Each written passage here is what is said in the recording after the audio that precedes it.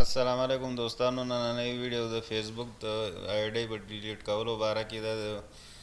د فیسبوک آی ډي به څنګه ډیلیټ کوو. د ویډیو شروع کېدو نه مخکې زما هغه وروڼه کوم چې په چینل نوي دي هغو ته خواست دی چې زما دا چینل جاوید بای ون چې دی دا سبسکرایب کړئ او خوا کې ورسره د ګنټۍ دا نشان چې دی په دې کلیک کړئ او آل چې دی په دې سره کلیک کړئ، نو آینده ویډیوګانې چې دي د هغې نوټیفیکیشن به تاسو ته د ټول نه مخکې میلاویږي.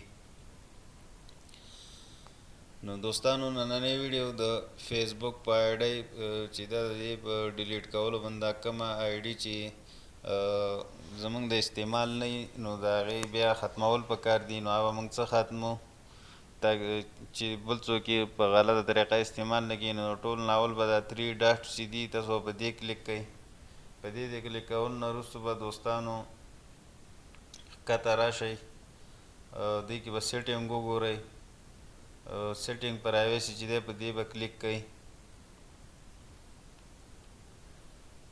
نو کله چې تاسو دوستانو په دې سیټینګ پرایویسي کلیک کوئ نو دا دویم نمبر آپشن چې دی سیټینګ، نو دوستانو په دې سیټینګ به تاسو کلیک کوئ او د دې نه وروسته بیا چې دی په کته راشئ.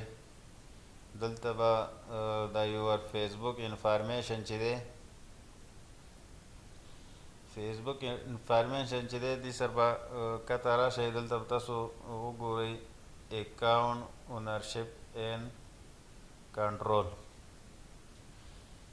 دې ته منځه تاسو ته نشان کوم چې تاسو ته واضحه شي دا اکاونټ چې دی اونرشپ اینډ کنټرول چې دی دوستانو. نو دا به کلیک کوئ. کلیک کول نه وروسته دوستانو تاسو ته چې دا کم منظمې آپشن ښکاري ډیلیشن اینډ ډیکټیویشن اینډ ډیلیشن، نو تاسو به په دې باندې بیا کلیک کوئ. دا چې تاسو کلیک کوئ دوستانو نو لاندې دلته 2 آپشن راځي. یو دا اولانۍ آپشن دی ډیکټیویټ اکاونټ. د دې مطلب دا دی که تاسو دا اکاونټ عارضي بندوئ نو په دې به کلیک کوئ، او لاندې ډیلیټ اکاونټ چې دی که مستقلي بندوئ نو په دې به بیا تاسو کلیک کوئ. نو په دې چې کله تاسو کلیک کوئ نو لاندې کنټینیو به ووهئ.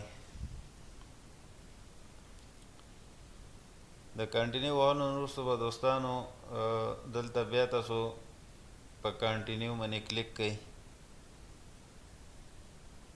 دا لاندې شین آپشن چې دی په دې به کلیک کوئ. په دې د کلیک کولو نه وروسته دوستانو تاسو بیا کته ویښته راکوشئ. دلته ډیلیټ اکاونټ چې دی په دې به کلیک کوئ. د هغې نه وروسته به دوستانو دلته تاسو ته غواړي که تاسو خپل د فیسبوک آی ډي چې ده هغه د همیشه دپاره ډیلیټ کول غواړئ نو دلته خپل د دې تصویر لاندې چې کوم د پاسورډ دا ځای دی دلته خپل د فیسبوک پاسورډ ورکئ. نو کله چې تاسو دوستانو دلته پاسورډ ورکئ او بیا په دې کنټینیو کلیک کوئ نو په دې ځای کې به تاسو نه یس نو غواړي. نو چې کله تاسو په یس کلیک کوئ نو ستا اکاونټ چې دی د فیسبوک د همیشه دپاره ختم شو. خو په دې کې 14 ورځې ټایم وي، که په 14 ورځو کې دی تا دوباره لاګین کړه نو دی بیا بچ شو، او که لاګین دی نه که همیشه دپاره ختمول غواړي نو دی به بیا په 14 ورځو کې دنده نه لاګین کوي. د هغې نه وروسته به دی همیشه دپاره ختم شي. امید دی دوستانو دا ویډیو به ستاسو خوښه شي، او که دا ویډیو ستاسو خوښه شي نو دا